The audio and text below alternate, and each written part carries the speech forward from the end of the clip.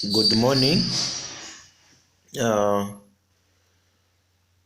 my name's psychotherapist or counselor Aaron Mwansa from Right Institute of Counseling, Zambia, and I am a trainer in the field of psychosocial counseling and clinical counseling, as well as all other counseling courses. And today we're going to look at the introduction to counseling, or introduction to psychosocial counseling. First of all, we have to understand that counseling has been practiced for as long as mankind has been in existence. That is when our forefathers were existing.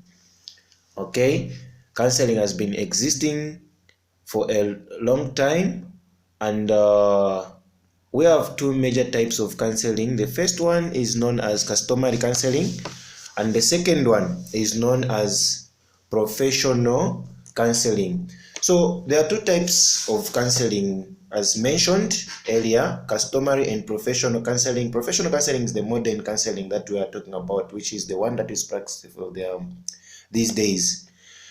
Customary counseling is the oldest type of counseling and currently practiced by traditional counselors who are known as alangizi, bashibukombe na akoswe. The customary way of counseling is practiced by these people we know as alangizi, bashibukombe, akoswe. Okay, these are selected based on a socially approved attributes such as a successful marriage, religious affiliation, and personal character. Okay, these they are selected on a socially approved attributions such as successful marriage, religious affiliation, and personal character. So these people on the customary way of counseling, their type of counseling is based on their affiliations, the attributes. Okay, example given: if someone has stayed into marriage for a very long period of time, that person has got an experience, okay, of how to live in marriage, so they counsel according to the experience that they have in marriage. That goes to the religious affiliation, equally some personal character. All right, so when we talk about professional counseling has also been recognized in Zambia, and its impact in the mitigation of psychosocial problems such as gender-based violence, alcoholism, lifestyle and diseases, infertility and sex issues, adultery, separation and divorce, HIV and AIDS, financial and property disputes, difficulties in laws, loss and grief, stress and depression. Those are a few to mention, things that are looked at or things that we target when it comes to professional counseling. All right, now considering the complex nature of life today, professional counseling is systemized and carried out more scientifically with the application of professional skills and techniques. Okay, professional skills and techniques. That means that one cannot become a counselor if the person has not acquired skills and techniques. Okay, if the person has not undergone a training, okay, for them to understand what counseling is all about. So now, if one can ask a question, what is counseling? What is counseling? All right, what is counseling? The World Health Organization defines counseling as a process of dialogue and mutual interaction aimed at one, facilitating problem solving, motivating, and decision making. Okay, the World Health Organization defines counseling as a process of dialogue and mutual interaction aimed at facilitating problem solving, motivating, and also decision making. We say counseling is a talking treatment that provides assistance and guidance in resolving personal or psychological problems, such difficulties by a trained person. In other ways, we say counseling is a process by which a skilled helper helps a troubled person who is a client to behave in a more personal manner. Okay, it's a process by which a skilled helper helps a troubled person who is a client to behave in a more personal manner. The skilled helper that we're talking about here is a trained counselor who has undergone some counseling theories, some counseling skills, and some counseling techniques. All right. Other definition that we can give: counseling is a two-way communication process that helps people look at their personal issues, make decisions, and plan how to take action. It's a two-way communication process that helps people look at their personal issues, make decisions, and also plan on how to take action. All right. So now, when we want to understand psychosocial, this is a two-word combination. All right. There is psycho and social. The first one that we're going to talk about is psycho. Psycho denotes the psychological elements which refer to thoughts, feelings, attitudes, beliefs, perceptions, normally understand as the internal world of the person, the inner person, or simply the mind. So psycho means the mind. Are we together? Psycho means the mind. It's the internal, the inner person inside the person. So the only thing that you cannot touch or see on the human body is the mind. That is the inner person. Okay? The thoughts, you cannot see thoughts, feelings, attitudes, beliefs, and perceptions. That is what makes the mind. So psycho means mind. Social implies the environmental interactions. Social implies on the environmental interactions. Home influences, relationships, schoolwork, church, community, or neighborhood influences, ethnicity, effects of climate. We talk of geographical location and all things that stimulate the senses, or simply the external world, things that are physical, those that are seen. Okay, those that are seen. Now, defining the whole term psychosocial counseling. Psychosocial counseling is a helping professional relationship used in healthy and social care setting that looks at individuals and their problems in the context of combined influence, e.g., psychological and the surrounding social environment, factors and their influence on the physical, mental, and emotional well-being, and the ability to function. Okay, it's a helping relationship used in healthy social care setting that looks at individual and their problems. So psychosocial counseling, we talk about problems that affect people psychologically, those which affected them. We target to heal their mind. We don't heal their mind medically, but we use psychology in healing their mind. Okay? Looking at their emotional well-being, their mental status, their ability of functioning. That's what we target as psychologists, as counselors, or as psychotherapists. We look at a social patterns within the individual and how they affect their psychological functioning, and vice versa. Hence, there is a linear relationship between cause and effect. There is a linear relationship between cause and effect. Psychological health in people that we look at. 1. Feel good about themselves. Clients, they need to feel good about themselves. Our target as counselors is to make our clients feel good about themselves. We need to make them feel comfortable with other people. This is why when we'll be looking at counseling skills, there is what we call rapport building. We need to make our client get close to us, feel comfortable with also other people. Let them feel free to share their problems with us as counselors. All right?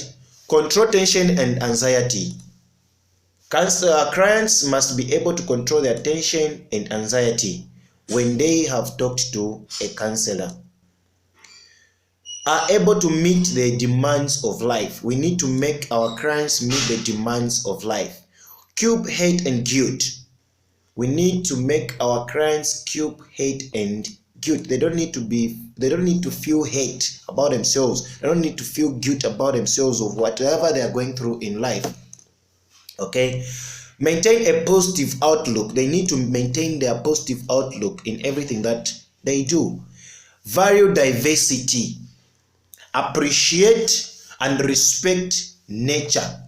Enrich the lives of others. In counseling, there are what we call counseling theories. I hope we have understood so far from the introduction of whatever we have spoken about previously. We are going to turn into what is known as counseling theories. The counseling professional has been developed from a number of theories and principles such as 1. Psychoanalytic theory, behavioral theory, cognitivist behavioral theory, humanistic theory, and the electric combined approach to counseling. All right, these are theories that we're going to look at. Counseling was written by different theologians, those who embarked on a journey of researching on how counseling can be developed, on how one can interact with the client, and also came to study their mind and also understand their problem. So before you came to know the client better, you need to understand the theories of counseling and understanding how these theories were developed and who developed. Okay, the first one that we talked about is psychoanalytic theory, developed by Sigmund Freud, 1856 to 1939. Okay, Sigmund Freud, 1856 to 1939. All right, Sigmund Freud, 1856 to 1839. So now, this theory says that experience in the past influences the present. Experience in the past influences the present. Meaning, what a person undergoes in the past or what the person experienced in the past can come to affect the present. Okay, that is what is known as repression in the other languages. It's repression. So most of times people, they are affected by their past experience, just because of maybe how they were raised or maybe how they were brought up. At times it comes to affect or influence the present. E.g., if a woman or a girl, she was raped maybe on the age of 12, as in the time of when she matures to reach on the extent or maybe the age of where she needs to get married, there are women where they will say, okay, men are dogs, because they're afraid of what they passed in they went through in the past. They're afraid of what they went through in the past, and that affects or influences their present. Second point, we say everything we have ever done or felt is stored in our memory. However, we may not remember some of these things because they may be stored in our subconscious mind. So whatever we have done or felt in our life is ever stored in our mind. Remember, we're dealing with the mind when we talk about psychosocial. Anything that the person has ever undergone in life is stored in the mind, or that can be stored in the subconscious mind, our subconscious mind. Now, Freud believes that from birth to the age of 12, we have certain basic needs, and that unless these are fulfilled, we will grow up repressed and unable to function well. He believed that these areas influence our whole life. There are certain things that we are born with, and these we grow with them until the age of 12. There are those basic needs that we really want in life, or those which we want to be close to. And these, if they are not fulfilled,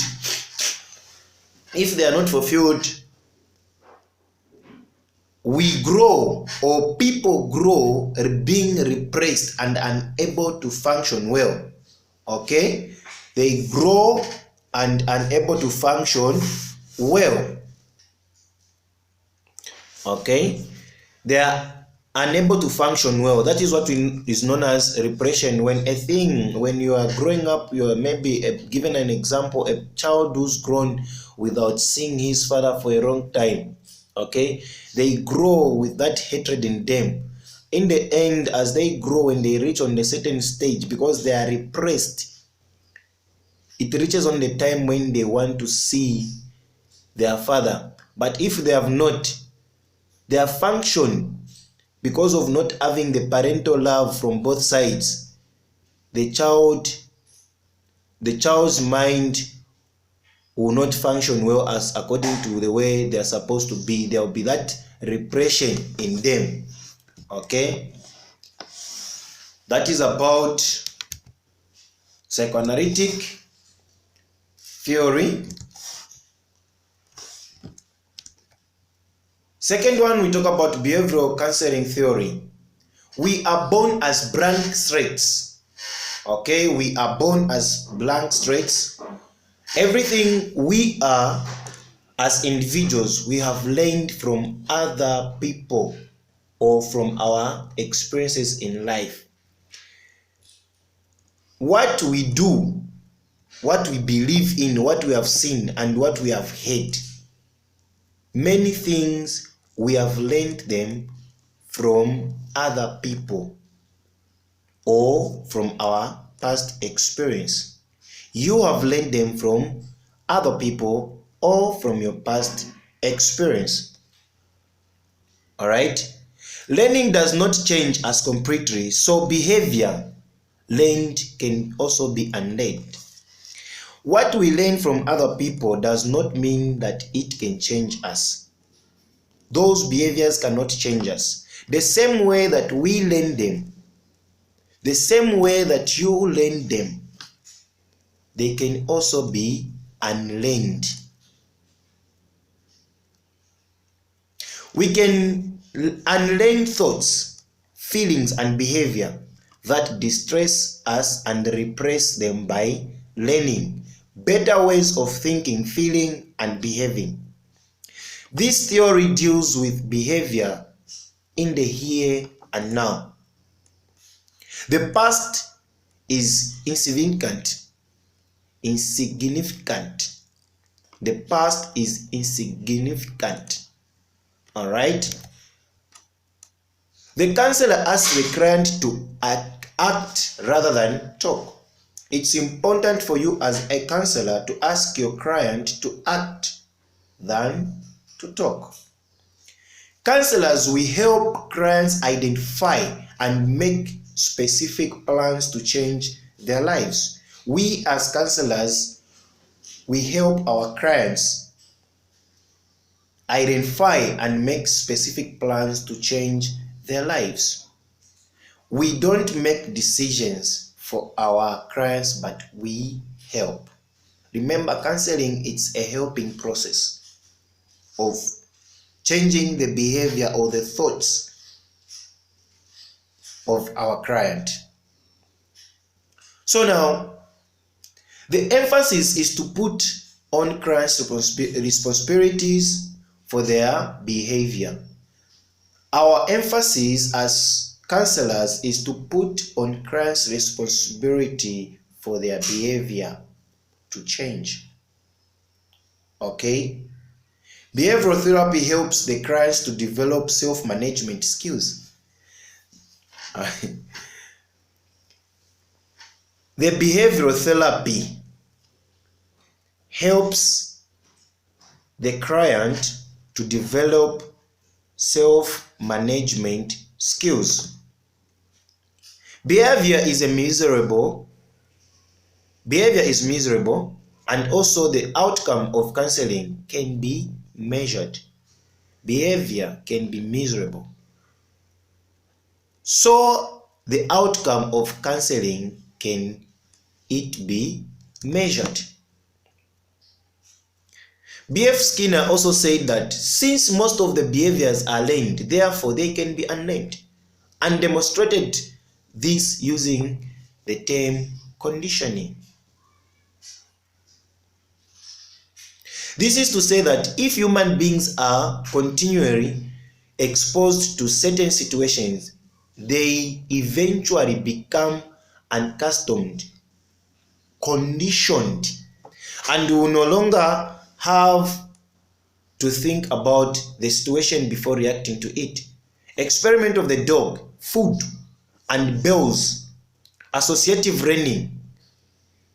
He therefore believed that even if behavior is difficult to change, they can change their thought, training or retraining, rewards or punishment, compliments of clients for coming. All right, compliments of clients for coming. This can change the behavior. When you compliment someone about the good thing that they've done, it changes the behavior. That's why most of times parents in homes, you see, we make our children worse when it comes to school matters. Instead of complimenting their good work, their efforts of what they have got in terms of their marks,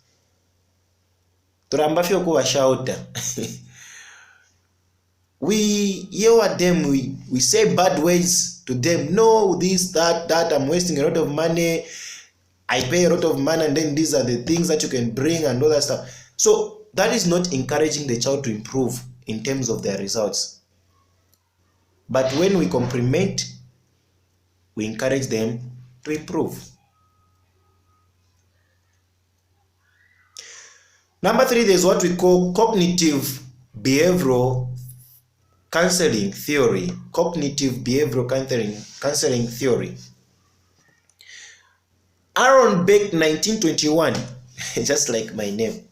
Aaron Beck, 1921, and Albert Ellis, 1913, developed this theory. The theory states that all human beings are rational and have the capacity to reason. All human beings, we are rational and we have the capacity to reason. Every person has got that sense of reasoning. Even if as we counselors speak to our clients, we must make sure that we reach on that point of our clients beginning to reason. No two people will respond to an event in the same way. So it is not events that produce bad feelings, but the way these events are interpreted. The way those events are interpreted. Emotions and behavior are determined by thinking. Emotions and behaviors of people, they are determined by thinking. Emotional disorders result from negative and unrealistic, maladaptive thinking, and that by altering this maladaptive thinking, emotional disturbance can be reduced. Can be reduced in counseling. Clients may only be semi-aware of maladaptive thinking when they have childhood experiences, which may be origin of maladaptive patterns of thinking, but their thinking here and now is more significant. In CBC means cognitive behavioral counseling. All right. Counselors will help clients understand how their thinking influences their emotional response and behavior. Counselors will help clients. We counselors help clients understand how their thinking influences their emotional responses and their behavior. This may be done through logical discussion to challenge negative, realistic thinking by examining the evidence for and against such thinking. This may be done through logical discussion to challenge negative and unrealistic thinking by examining the evidence for and against such thinking. All right, we counselors challenge our clients of their negative and unrealistic thinking when we examine the evidence and against such thinking. Okay, the counselor and client will also agree tasks, homework, as with behavioral counseling, so that the client can check out the results of different ways of thinking.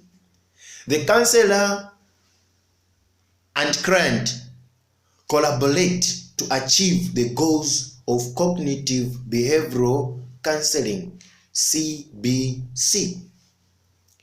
In this theory, Albert Ellis stated that it is not events that force people to have emotional and behavior or behavioral reactions, but it is their interpretations or thoughts about the event that causes emotional and behavior. It is their interpretation or thoughts about events that causes emotion and behavior.